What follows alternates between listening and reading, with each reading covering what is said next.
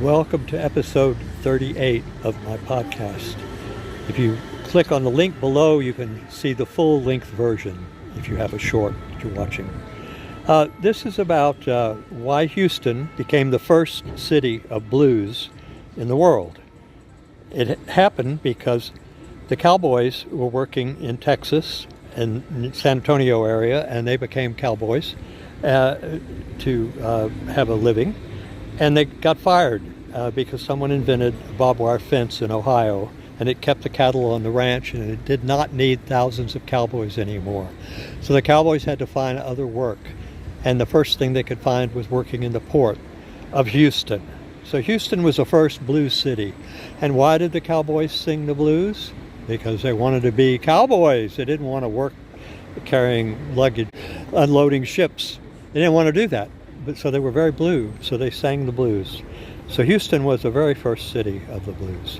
And then after that, Galveston, because Houston was on the river, Trinity River, went down to Galveston, port of Galveston, and then they worked there. That was the second blues city. And then after that, they went up to New Orleans, but they discovered that New Orleans was a fun place. And it became jazz, and they were happy. They were not blues anymore. But then later, they went up the Mississippi River, and they sang blues in Mississippi and in Memphis. And then they got to Chicago. They had to work in the factories. And Chicago became the biggest blues city in the United States because they were depressed. That's how it happened. So Houston was the first city of the blues. And one of the famous blues singers is Peggy Lee, from Houston, sang, what was her famous song? You Give Me Fever. You Give Me Fever. That's from Houston, Texas. She's a Houston girl. So Houston was the first blues city. A lot of people don't realize that. This episode is being sponsored by my sponsors, which is SONOSTICS.com. You can see some links down below in the description that take you to SONOSTICS.com if you want to find out more about the company.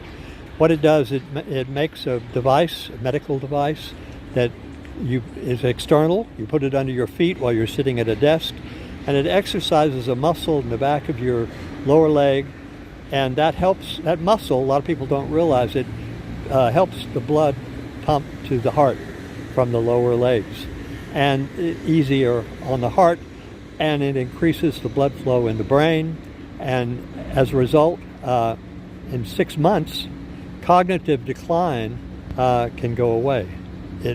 This device actually reverses cognitive decline, so pretty cool sponsor.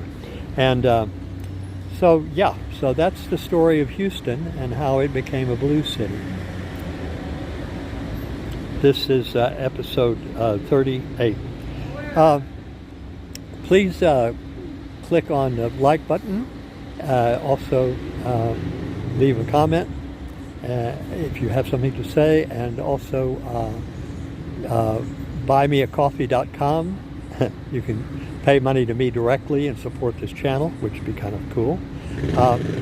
You would go to buymeacoffee.com/Derek, DERIK, RAWSOR, not in. That's a security thing. And you can buy me a cup of coffee for $5, which would be nice. You can also support the channel by just making a straight donation. So either way, it would be good. That's the end of this episode 38. And whenever you see EP, Easy Paul, that means it's an episode of a podcast. So you know it's a podcast. So I'll see you in the next one. There'll be tags coming up.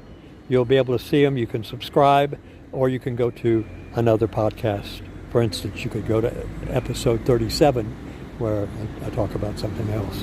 Okay, it's the end of episode 38.